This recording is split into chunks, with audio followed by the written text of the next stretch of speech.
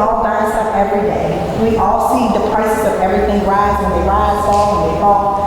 It's not different for you than it is for us. So understanding the price of things. So if you come to me, for instance, and say, I got a party of 200 people and I need a wedding cake, and you tell me you have an $800 budget, baby, how? That just covers the eggs, right? How? Just the eggs. The organic ones. And honestly, only that.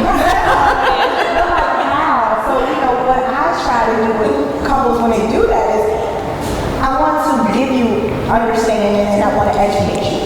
So, for instance, for me, it's like, okay, so take those 200 people and say, you brought out Cheesecake Factory, because y'all know y'all love Cheesecake Factory. I love Cheesecake Factory. So, y'all brought out Cheesecake Factory for 200 people. And you need to get a piece of cheesecake for 200 people. Can you get 200 people a piece of cheesecake for $800? Absolutely not. That's a great example. Absolutely not. You're right, example. On average, a slice of cheesecake is going to cost you at a minimum $10. It ain't custom. They didn't make it just for you. They didn't put special flavors in there. They took it out of the case, cut it up, gave it to people. But then you come to someone who is an expert, a specialist, a customizer, and say, I want this thing made for me, just for me, not like anybody else's, with these special flavors and special variations, but I don't pay less than I would go to cheesecake. And you're delivering, you're setting up. Yeah. Wait, Raina, you really telling me And maybe they're taking the someone she really brought them down to the crumbs. She was like, and it's not even custom. They took it out of the freezer and put it on a plate that may not have made it through the dishwasher clean. taking them for graham cracker crumbs. Yes. And that's what they did. So it is about price. It's like, don't come to someone and you can't, let's say, y'all like Louis Vuitton, right? Everybody like Louis Vuitton. Period. Okay, so you go to Louis Vuitton, so you got it in the store. Oh, this is cute, I like this, so let me get it. But if you say, you know what, Louis, can you make some just for me? It ain't gonna be the same price that it was in the store. Louis about to charge you a little bit more. Come on, Louis. They about to customize this for you. It's no different with people in the creative industry. They are creating something specifically for you. You can't walk in and pick it up. You can't walk in and just say, transfer this here. I'm making it for you. It's going to be more than what it is when you just walk in somewhere. And I think understanding that is really important. And just not coming in thinking, it's just cake. If it was just cake, they'd go to Sam's. Why are you coming to a custom bakery for just cake? You are not coming somewhere custom for something. If it was just a pocketbook, they'd go to TJ Maxx. Okay? It's more than that. It's a value to you. So if it's important, it's your special day. You spend $40,000 on Bron with flowers. Wait. She's calling people out. You spend $25,000 on Shante with catering. Absolutely. And then you come in here and you drop your cake down to $800. How does that make sense? This whole look, you want a magazine look, you want to go viral look, and then your cake is like, oh, that's all they got. A two-tier patty. Listen.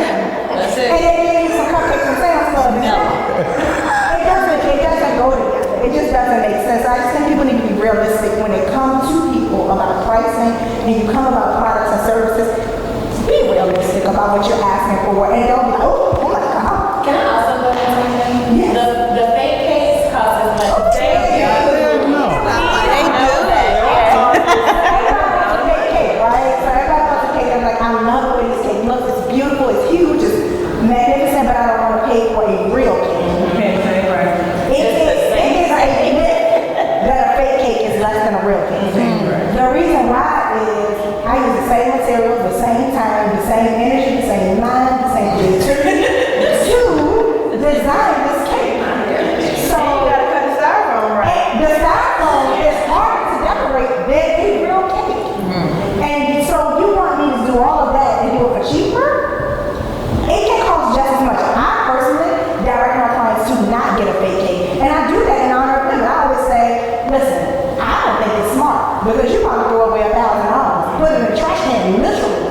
And at least if you gonna pay $2,000, people are eating the cake. Yeah. I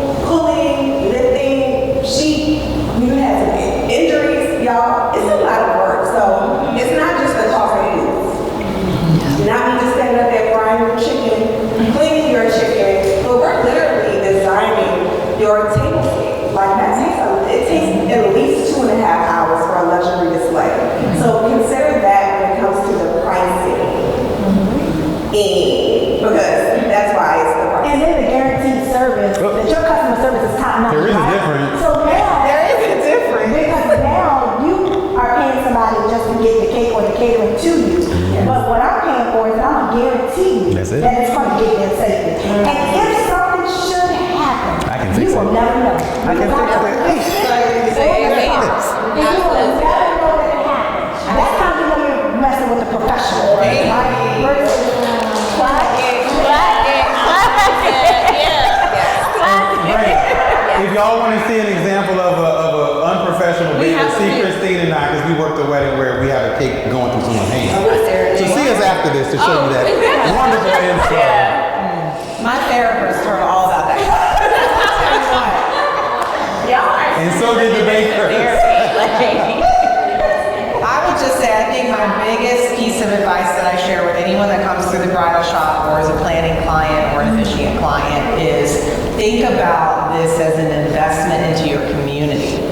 You probably never spent this much money on an event in your life, and think about the people how much money you were pouring back into people that looked like you, people that paid sales tax into Richmond City schools or wherever you happen to live. And cheaper is not always better. Also, nobody made you get married. This is a choice that you're making. And if you're gonna do it right. This is a reflection of your relationship, who you are, your family, however the dynamics are. If you're gonna do it, pick 3 things that are important to y'all, invest in those, but you don't need to wheel and deal and scamp with these other people. This is how we feed our families. This is how we put gas in our car, buy our expensive ass eggs, and all those things. So, I understand everything is expensive. This isn't a scam. It's not a conspiracy. We are passionate about your love stories. We are passionate about hosting an event to celebrate you. Invest in that. I understand it's not a home or a car, and it can be really hard to visualize the big picture because you can't see it. You buy a big old house, you see it first. You buy a fancy car, you see it first. With the wedding, you have to have faith in these people that really care about you and care about your money, care about your love story, and you have to have faith that it's all going to come together because it almost always does when you hire good people to do it. So I understand it's expensive. We're all paying the same bills that you pay, but if you're going to do it, do it. Right. Yeah. I think it's good. So I started with you in 2020. Remember I used to sit in on meetings, and one of the first things Amy would ask me is, what are your non-negotiables? And I thought that was interesting because I never really thought to ask that, but now I ask it every single time. It's like, what are the things that you refuse to budge on? Like, what are the things that's like, I have to have that. I don't care if it's $20,000. I love Bron. I have to have him. If he charges me $50,000, I don't care because I always want to work with people. People will pay me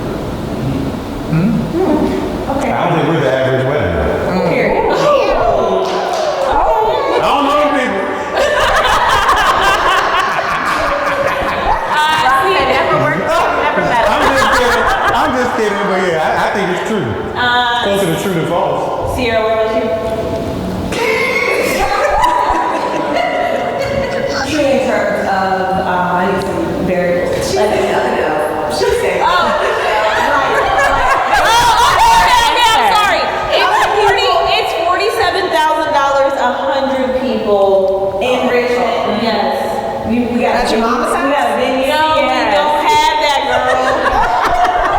The couple put in their honey book their budget was $47,000. It's a one-word answer, true or false. I have to get back in my teacher bag. Not in her venue. You're not gonna talk to her like that. I have to get my teacher bag. I will say here, That is a lot. Okay, right. Nail in the tough spot. So here, that is, please come. please come here. Please come to Copper Hall RVA with that way. That's it. You can do a lot here. As a wedding planner outside of this venue, false. Okay? Well, I'm gonna take a deep breath of that. How do you feel? Because this is from Kiki. You remember that Kiki was there? I just remember who Kiki is. When Kiki in a song or something? What's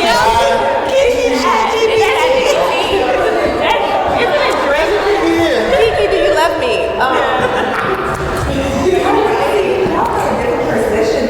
Yes, and you speak from your mind here. If somebody's sitting for the food, absolutely. No. Overall, Wedding seat. No, she did that. I did not. She said, I will say, true. Okay. I'm just gonna go with myself. And maybe I'm the last person they come to. I don't even know. she said, I'm just here for the cake. Okay. How do you feel, Brittany? True or false? Is that the average cost of a wedding in Richmond, Virginia? I'm gonna say honestly, if they're probably like natives here, let's be honest, I'm gonna say true. Different expectations. I mean, I understand we all struggle with the one-word answer here. And I'm not trying to be shady. We can talk shit. I'm gonna give you guys time to talk shit. But right now, it's a true or false. I will say true. I think that's an average for Richmond and the surrounding counties. That's where the shade lies. So, where's the surroundings? Not Goochland. Oh, That's where the Chester. money was at.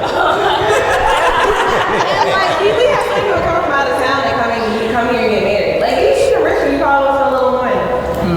Little bit more money. Don't worry. Okay, so I'm gonna open the floor now. So I want you guys to tell me what you guys think is a realistic budget within your industry right now in Richmond. For how many people? Close to 100 people, and I know this is a little bit. And you can do a luxury and you can do an average. Average, I'm gonna go first. Average, I would say, with no decor, 4 items from our menu, for 100 people, 2,500. You better sell that. No decor. But hey, that ain't bad because the decor is what makes you share. Give it the whole price. Give it the whole price. The whole price. She is one of our preferred caterers, by the way. These chefs here. All inclusive, luxury, if I could do it my way, 5K. That's still very reasonable. Yes. That's very reasonable. Very good. Average. Full frame? Not including other vendors. Don't look at me. And the price on the website. Go ahead. I would say with less, I'm gonna say 12 to 15,000 for planning service. Okay. Just planning service, because we do not provide any additional florals, decor. And you got feed us. And you have a hot meal. And for me, and honestly for ACMS, we'll stay in the hotel the night before. So I'm just Depends on your job. No, it has to be the same hotel. If you're at the Four Seasons, we're at the Four Seasons. If you're at, the Westin, I'm in the Westin. But I'm not gonna be at the hotel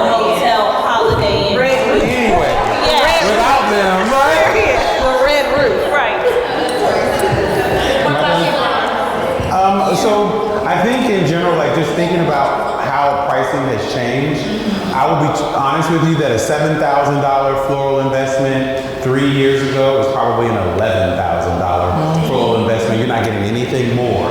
It's just simply the cost of goods have elevated so much.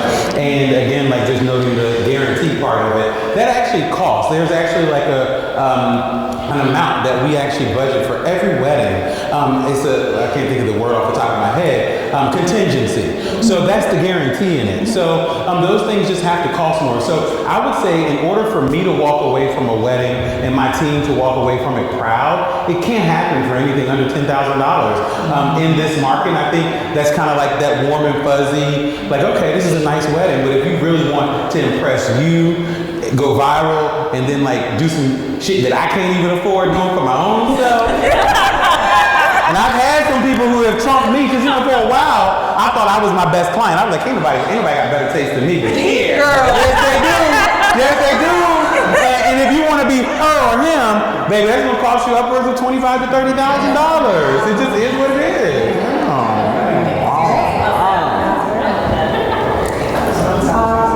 For me, 100 people, retail wedding cake is going to start at $1,800. That can go way farther than that based on the details of your design. I'm spending anywhere from 10 to 15 hours on a wedding cake. Okay, so I'm not taking $800. Okay, so $1,800. Do you sit down while you designing? I was just joking. I think that's sad. That's when people designing flowers sitting in a rolling chair. What the hell is wrong with your lazy ass? Get up.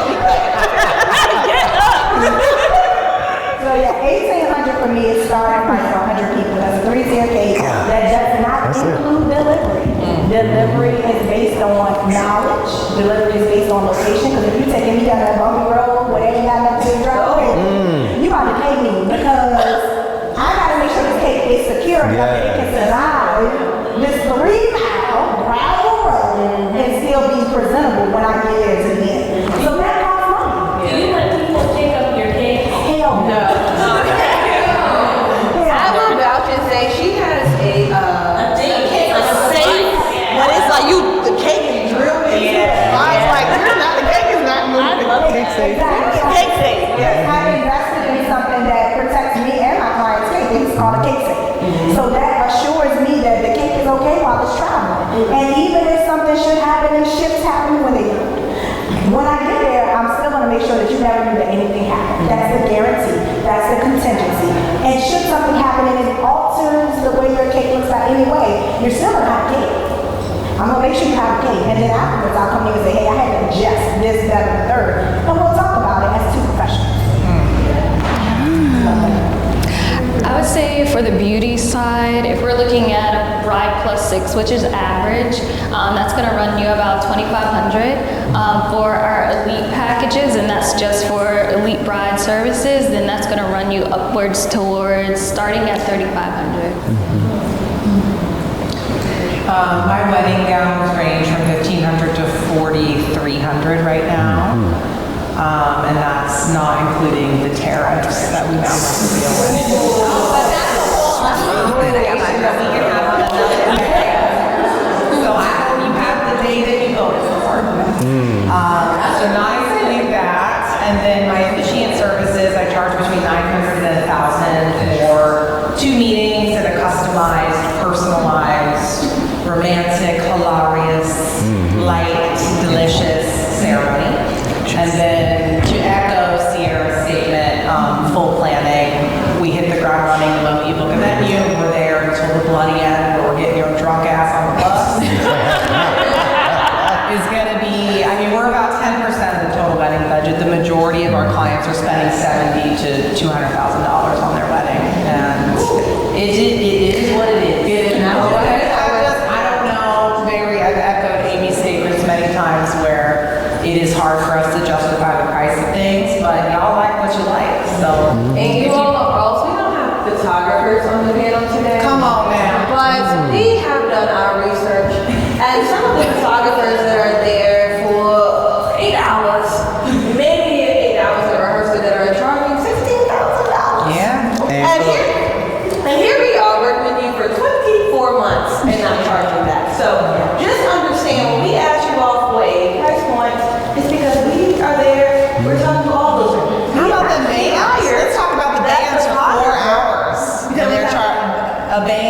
demand For 4 hours, how much money they charge, and people write them checks. Write them. But the moment you ask a planner asks, hey, what percentage of your budget? That's $200,000, $20,000. Y'all are ready to have a heart attack. Oh, absolutely. But did we not get the photographer? The man? Are we not talking to your mama? About the welcome bags that includes peanuts, water, etc. We're talking to all these people. And it's like y'all don't want to pay us, but you're throwing money at these other vendors. Yeah, and I'm gonna just bring up one thing because this came up recently where they're like when you walk in as a vendor and you find out they nickel and dime you, they spent $80,000 on the flower budget. And you just walking in and like, oh, I thought they didn't have money. I said I wanted it all. You coming in like, damn, they spent all this money with Bron. I'm gonna get a pool.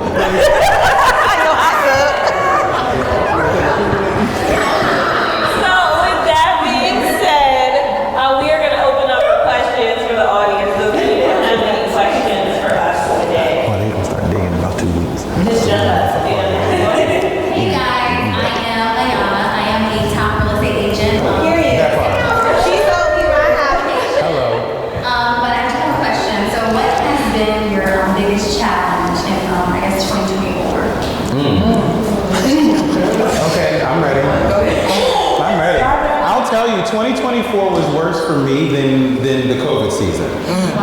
It was in terms of like anticipated revenue, in terms of like the way I was able to project in years previous. What I'm noticing overwhelmingly is that couples are booking so much closer to the date. It makes it very difficult for me to plan financially. So that's been my biggest thing. And then also I used to, and this is kind of me like, I guess, dating myself in the industry timeline, like the closing rate has just decreased. I used to be guaranteed if you sat in front of me, I was going to close that deal. I mean 90+% conversion. Now I'm like, am I cute anymore? Like, what do I need to sell you a picture of my feet? What do I have to do to get you to sign? So it has been a radical change in consumer spending habits, what they value, and making sure that you are in alignment with their habits. And a lot of people are shopping, trying to like serve something inward in them. Some people, want to be seen. Some people it's ego-based. So once you identify what type of consumer you're dealing with, it's easier for you to tailor that experience to them. But it took 2024 for the flower guy to learn that. So now I'm implementing in 2025 what I learned in 2024. I've told many people, I'm very transparent. I have a great business, but it has highs and it has clear lows. And 2024 was a low. A low. So, For me, losing my mom in 2024 was very tragic for me. And Amy and I were doing a wedding together, and my mom was transitioning. So that was a very trying time for me. And being in a place where I had to business continue on, and then trying to grieve my mom as well, like it was very challenging for me. To this day, I don't know how I was able to do all that I was doing last year during that time. Fast forward to December, my dad was diagnosed with cancer. 2 days before Christmas, which is why our wedding was moved to Richmond versus where it was planned in Jamaica. Like, it's just been a whirlwind. And just being able to exist in both grief and happiness is literally, I have been living out my wildest dreams while we're grieving my mother and my father at the same time. So I think just being in happy prayer. Yeah. And Talk about to it. myself and being open with you all about what I'm going through. So you can see that I am human as well. You know what I'm saying? So that has been the most trying time. That was And even everything. in that moment when we were going through all that, she was still professional.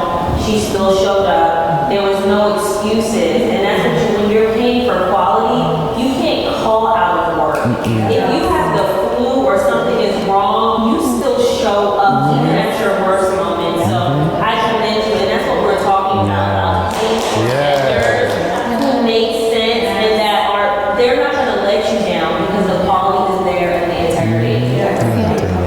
I would say to piggyback off of Bron and what he said too, like for us, we're fairly new Society 1111 as a collective, and I think 2024 we really had to amp it up, kind of like trying to prove ourselves that we were the go-to people. And so a lot of times we did run into people on consultation calls, and they're like, oh my gosh, we see you on Instagram, we love you, that's amazing, all this, that, and the third. And I'm like, yes, you ready to book? Still reviewing my options. And it was like, okay, was that not enough? Because I had fireworks in the background. Like, okay, Like, who else are you talking to? How Like, how many more much more? conversations can you stand? yeah. So that also makes you kind of like doubt yourself too. It's like, well, who else are you talking to? Because I gave you the bells and whistles of what you need for your wedding day. So it was a lot of like, do more, do more, do more, do more, amp it up. And so that in some ways became a little strenuous, because it's like, how much more? I'm surprised that we all feel that way, because I feel like post-COVID, we watched so many beauty companies and florists quit. Oh, yeah. Because But you know the why? devastation of 2020, especially for florists, was the ones that we were certainly close to, and Bron included. There were so many people postponing their weddings, and then they were like, well, you haven't done anything yet, I want my money back. Because people don't understand, like, this is, first of all, you have done many things, even just through the proposal process and quoting and doing all of these things. And then, you know, this is how we pay our bills. This is not fun. I don't have a rich husband. I'm just no shade. This is how I pay my bills. So, you choosing to move your wedding to a different date, or having a smaller wedding because you can't have the wedding that you want, I shouldn't be financially penalized for that. So we lost tons of like part-time florists, part-time beauty team, people that were just like, I don't need this, I'm gonna be a corporate baddie and get some insurance. Hello. So I'm just like, that's awful that it's still, you're still fighting with these new babies that are coming up. And we all used to be those new babies charging $500 for weddings. Come on. I've been there. One of the things you said was about like losing money because of like the pandemic. Yeah. I think our industry needs to understand the difference between deposit and retainer. Yeah. Okay. Oh, yeah. Oh, we changed our contract. I want a retainer. deposit is refundable under any circumstance.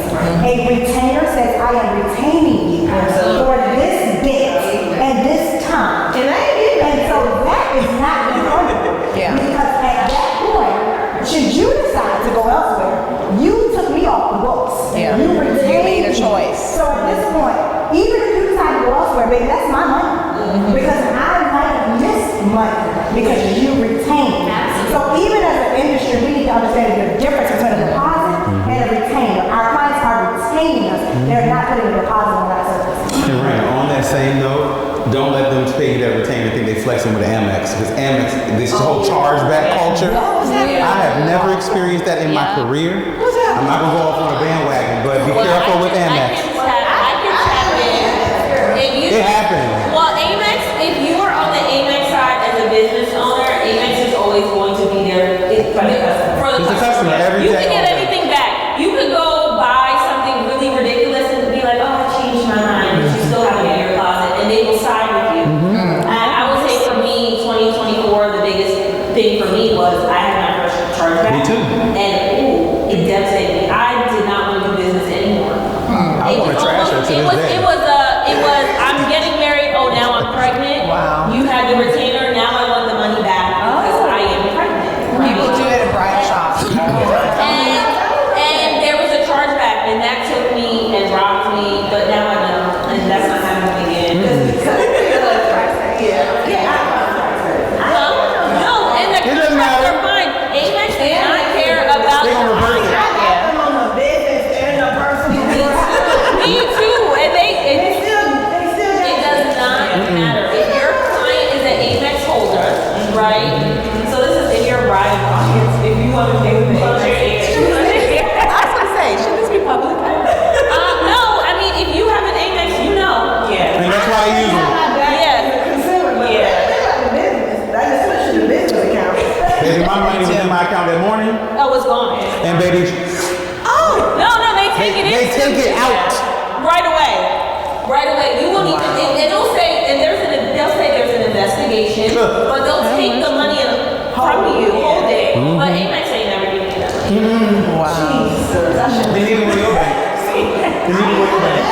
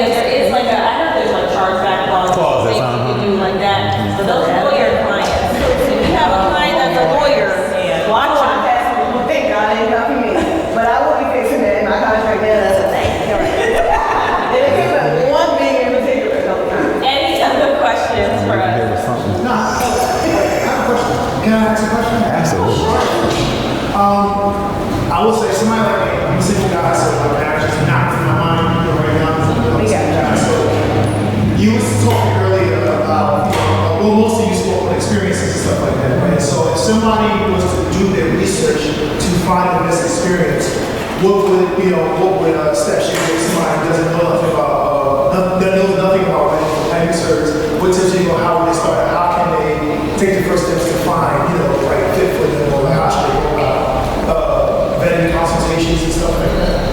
Okay, so I think I see where you're going. So basically finding the vendor that's the right fit for them, basically, to make sure they can get the right experience for their wedding. I always tell people look at their work to see if they're doing something even remotely close to what you want to do. Like if I'm doing rustic weddings at barns and stuff, and you want glamorous ballroom, I'm probably not that good at all. And I mean, I know other people can probably touch base on this too. Like if you want food trucks and you want brick oven pizza, then it's not cheap. But I think that's the biggest thing. I think sometimes people get so caught up in saying, hey, like, okay, I know that you're the best in this area, but you may not be the style that I want. And people still go to that person because they feel like, okay, their reviews match it and everything else, but rather than going to that other person. And I think that's where a lot of people kind of fail. And then my follow-up to that is the reverse. For you guys, the service providers, have you had clients that you say, this is not the right fit because of the contrast and styles? Contrast and stuff. You talking about aesthetic only or just vibe? I guess how I was saying how you're trying to write fit. She used an example of somebody in barns or rural areas, but you're somebody that's used to doing the city. Like for you as vendors, do you say, hey, I got you. You mind if I jump in? This just happened this week. So I've been working with a client, and her initial inspiration, I was comfortable with it, but it was not my full aesthetic. And I credit the Hive for stretching my design capacity over the years as we went from mason jars to more elaborate presentations. And so I appreciate you all, and I want to say it publicly. Now, what I also want to say is, after a couple of months of courting this client, she hadn't signed, and she sent some updated inspiration. She called out flower stems and greenery stems I had never heard of. It was in a different stratosphere, and some of the I'm telling you, I was like, is this an alien or a flower? What is this? Things going like this, things going like that. And don't get me wrong, I appreciated it. And so because we had already been engaging her, right, I felt like it would be tacky for me to say, oh, well, thank you for your updated inspiration pictures, but this no longer falls within our capacity. What I did do is I reached out to Mayesh floral wholesaler, which is a really high-end floral provider, and I got them to help educate me on what those stems were. Then what I did is I replied to her. I said, "Thank you so much for your beautiful inspiration. We're going to redo your proposal, and here's the date for us to walk through it." What she doesn't know is that I'm charging a premium for this because it's not really in my wheelhouse. Can I do it?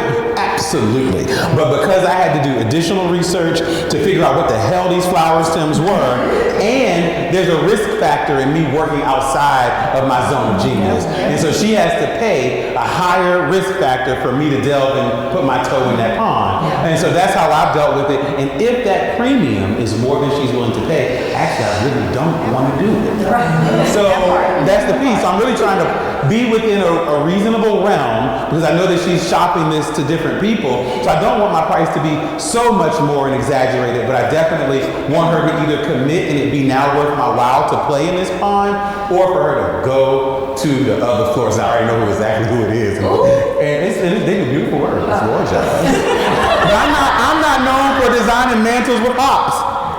You know, like beer hops. That's not me. You know? No shade. It's beautiful. I think, and also the vendor being honest with themselves. Like in Bron's case, he's like, oh, I can jump in that wheelhouse. Some of us can jump in a different wheelhouse. Some of us cannot. I think vendors need to be honest with themselves. I know in the cake industry, this is why a cake is not just a cake.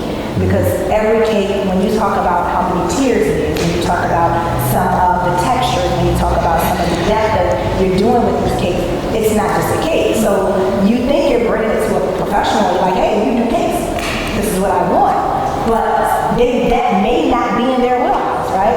I square 3-tier wedding cake.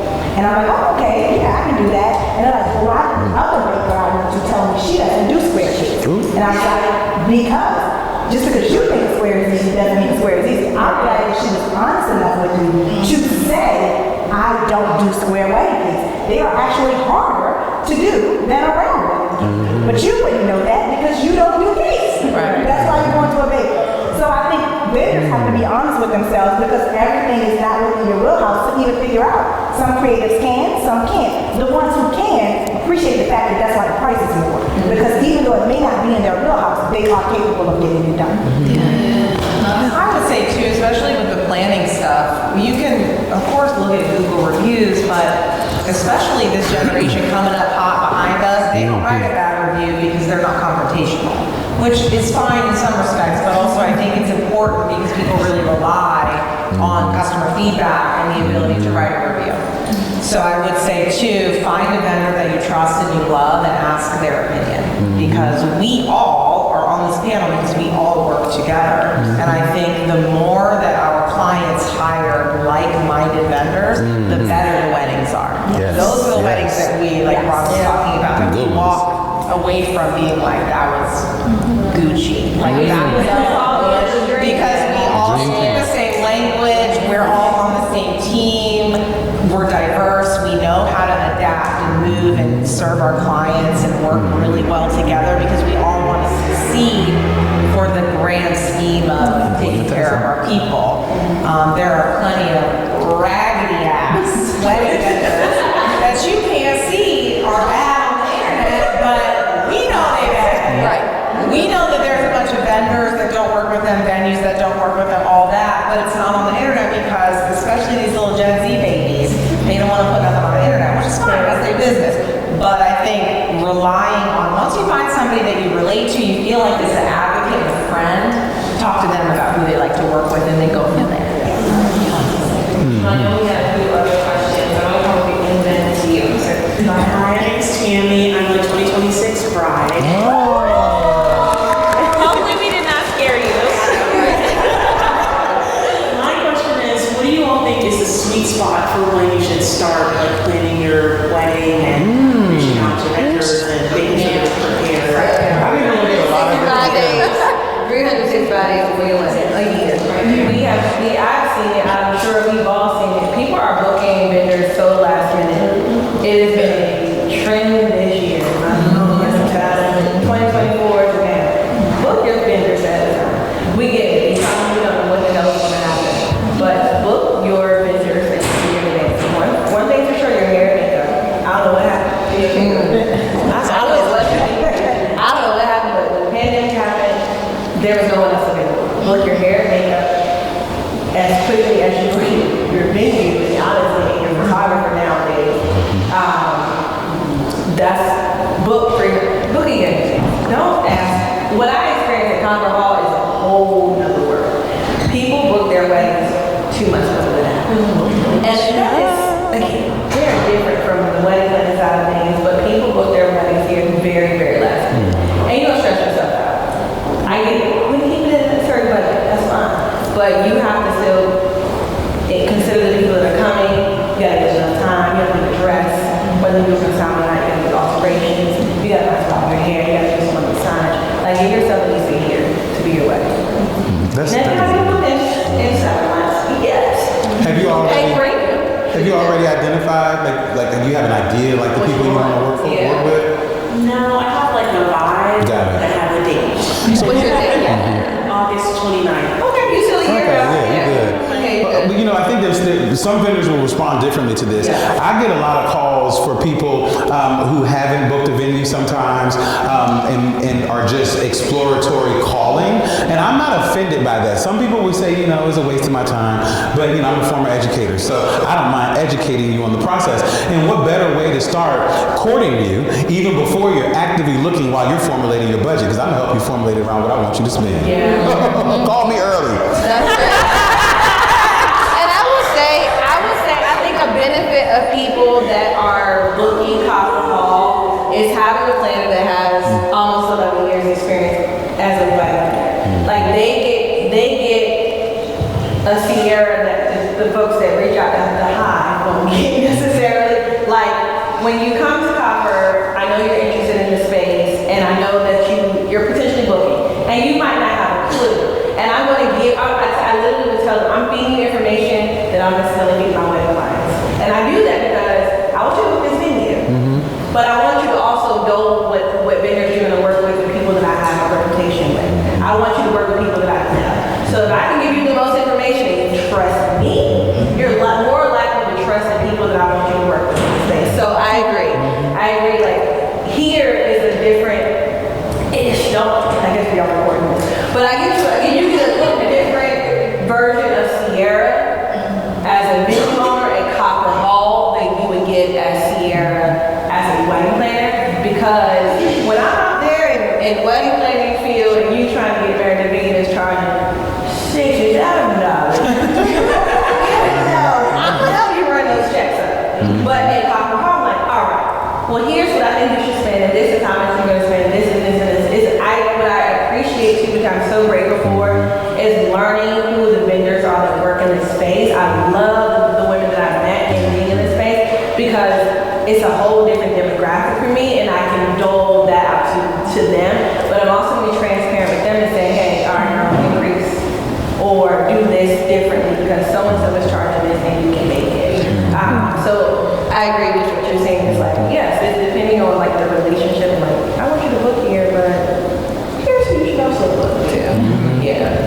I was about to say for beauty, thank you so much for pointing that out because I do feel as though brides get caught up in the planning piece and then they come back, they're like, oh, I forgot about it. So I would highly suggest one, if you have a makeup artist or hairstylist that you already absolutely love and you know that you want to work with, go ahead, submit an inquiry, go ahead and book with them because usually if they're that popular, they're booking quickly anyway, and we generally book 12 months out or even further. We're already getting 26 weddings anyway.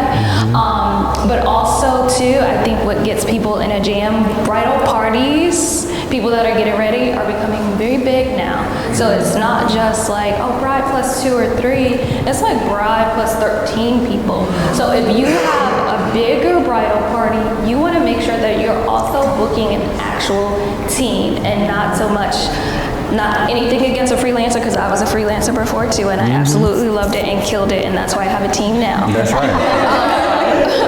But you don't want to be in a place and space where you are stressed out and you are dividing and conquering, trying to keep up with one schedule and with another schedule. So make sure you definitely go with more of a team if you have a bigger bridal party. Now, if you're just bride plus 2, okay, we can get away with separate people, but save yourself the headache. Go ahead and book with an actual team that can support you, and also book with someone that has adequate systems to support you. For us on our end, we've done probably over 500 weddings as far as Society 1111 and special occasions within 3 years.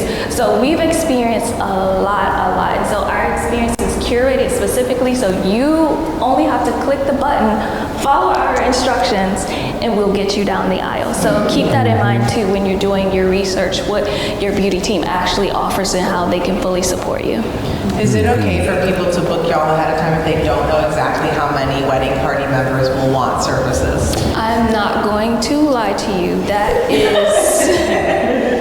an ick. Because I think that's the hesitation, is like, bride might know, yes, I want them, but these girls don't have their lives together to know if they got the money right, or the lashes, or whatever. I get that, but if you are... It's not me. I got you. You know I got you. But I think too, people really need to be realistic. If you are booking in advance, 12 to 15 months out, your bridal party can afford both hair and makeup. If they set aside $25 a month until your wedding day, you can afford us and you don't have to think about it. Sacrifice a few cups of Starbucks. You can afford it. I think sometimes people hear the price up front and they're like, that's too much. Let me think about it. No. You look oily while all your friends look good. So what is the cost of that? Wait. Not oily. Wait. This is another topic because we have talked about bridesmaids paying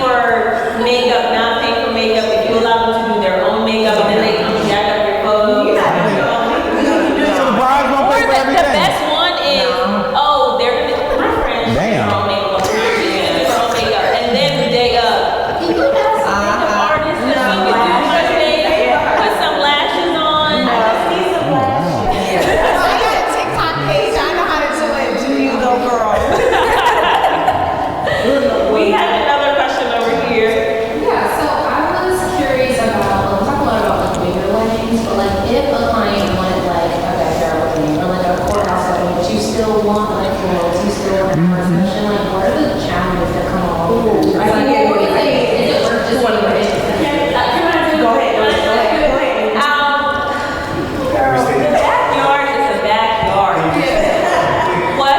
Restate the question, please. Okay, so it is a backyard. What is needed to create a backyard wedding? And the reality is that a backyard wedding is your backyard. We need to create a wedding. You need a tent.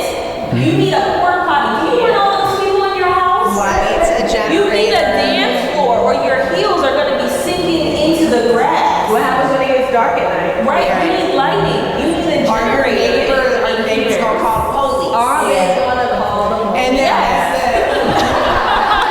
will also say that in Virginia, you can't just roll up on a courthouse. You cannot. They don't do that. You have to hire me, and then I will meet you at the courthouse if you want. If she not available, I'm there.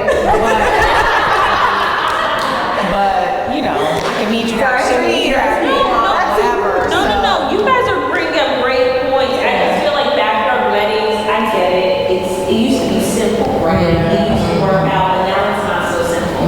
You need lighting, you need porta potties, you need a dance floor, you need a tent. You know how much those tents cost? They're busy. Do you know how You should just book Copper Hall. you should? Period. How many guests are you serious? That's right. Because the chairs you guys are sitting on Those are from- $7.25 a piece. And they're included in the venue rental at Copper Hall. This is a chairs and cushions are separate. Yeah. Right. So the reality is backyard weddings are not. I mean, yes, they can save some cost, but you're really not saving that. No, I feel like you're redistributing the money. But you're also adding stress. Yes.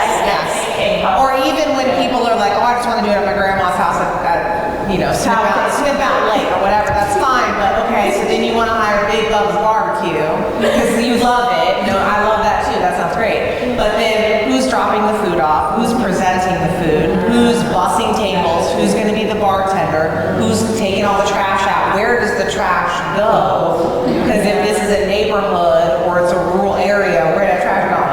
It's just a lot of stuff that people don't think about. So yes, we get hit up for that all the time. We're like, oh, I just want to be casual and cool. I'm like, sure, that's fine. But it doesn't work that way. You're still hosting an event. Yeah. And that's where we talk about that misconception of like, oh, when it's a wedding, it's long time. No, it's not. You've never hosted an event with 200 people. Right. It costs the same, but the logistics of caring for your guest experience and ensuring that your mama and them aren't running around clearing tables and like loading crap into your car and throwing trash away, which is what you deserve if you're hosting an event, that all costs money. So yes, we can absolutely do a beautiful riverside at your grandma's house. That's delicious. But you gonna need electricity, a trash bag, a trash can, a successful catering company that has their lives together and isn't just, big love party. All of the things that make the guest experience feel worthwhile in your celebration. But again, if you are looking at roughly 50 people, Clearly, this is a commercial. is our preferred caterer, and we can take care of you at Copper Hall. RBF. Yes. Leroy, please cut that. Yeah.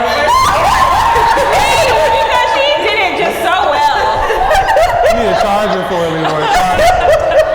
She's taking consultations tonight. I will. You know I won't. I hate it. I want you to wink and then it goes,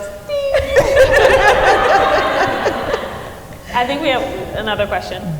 Hi, my name is Lenore Pleasant, and I'm the owner of Lemon Cement. Yeah, period. Okay. I love that she's working with the girl that does it.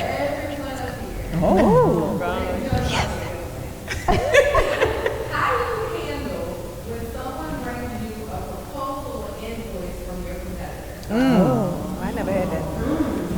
Oh, that's, I love it. Let me see what you charge, girl. I'm curious. And I'm gonna do everything.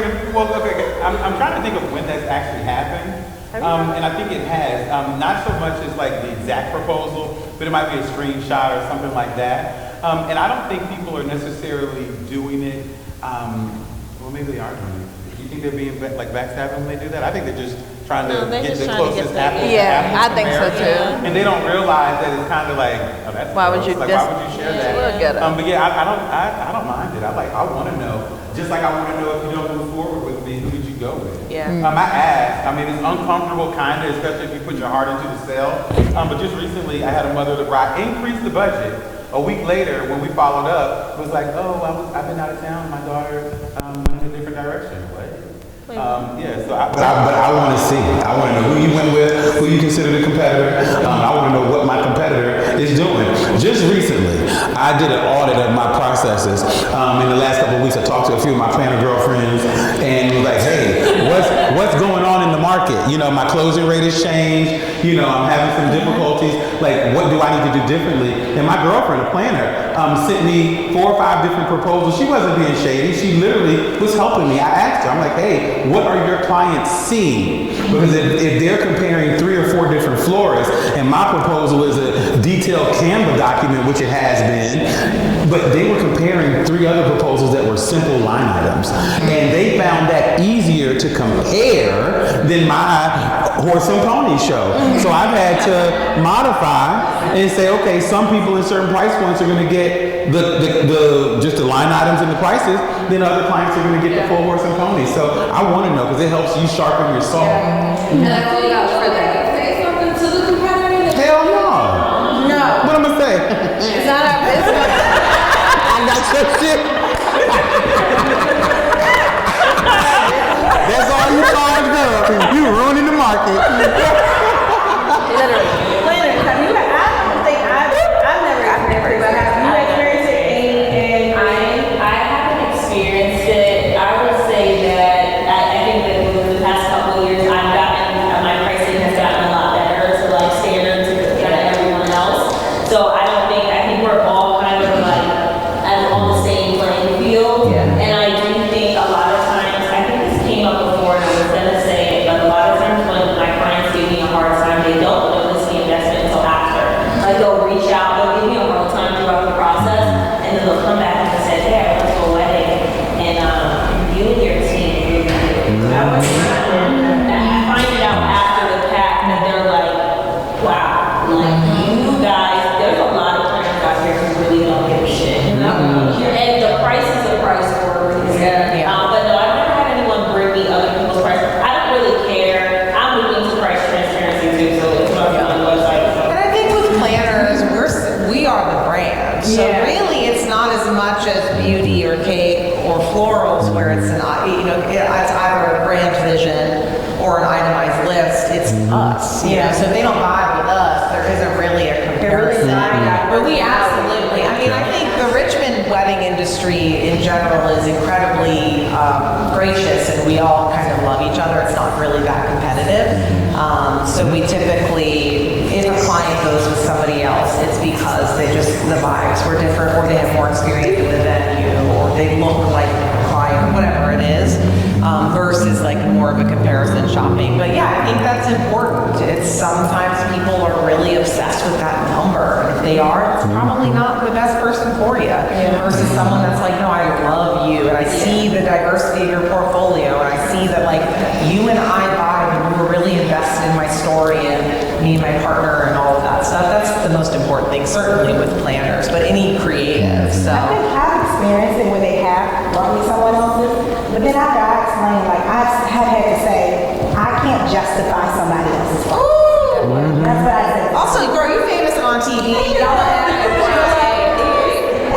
So yes, I was on Netflix. Is it Cake season 3? So check it out. That part. But I always just tell people I can't justify somebody else's price. I don't know how they came up with their number, but I know how I came up with mine. That's my answer to them. And then I go to keep explaining why I am the perfect person. I have a luxury experience. I have an experience that's not just the cake. You're going to get more than the cake. When my customers come to me for weddings, they get a free anniversary cake in 1 year. They get a free complimentary photo album of their cake. No shade to the photographers, but they take one shot of the cake. Click. My photographer takes shots of the cake. That's her husband. We over there. I do like that cake thing a year later. Yes. What's that frozen cake? But it's not the frozen cake. It's that it actually, if you preserve it correctly, it will taste amazing. But I feel like we already have a hard time trying to keep groceries in the freezer. Who has time trying to figure out how this cake won't stay in the freezer? Don't let the power go out.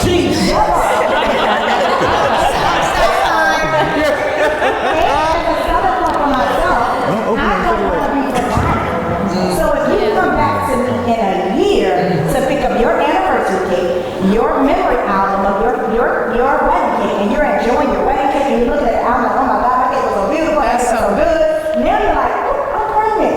Then I need a baby shower cake. Now I need this. So I become part of your family. And we can baby shower. You know, so Where you do your baby showers at? I want.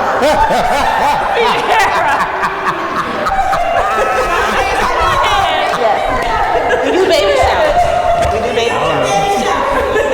But I think that if, you know, those bringing you other people's prices and their contracts, you just have to justify that you're not that person and you don't know how they came up with that. But if you stand your ground and you know who you are, what you offer, what your business has to offer, I've had people still bring me someone else's price that was lower, but I understand what I had to say. We want to go with you. It doesn't always mean they're going to go with the lower person. You just, if you're the expert, show them you're the expert. And they can still choose to go with you even though you're higher than the other person. So you just got to know who you are and what you are. Yeah. I think that's a wrap. Yes, it is. So thank you to our family. Yes, thank you all of you guys. Thank you guys for coming to the planners, please. And catch us right back here on our next episode of The Planner Suite.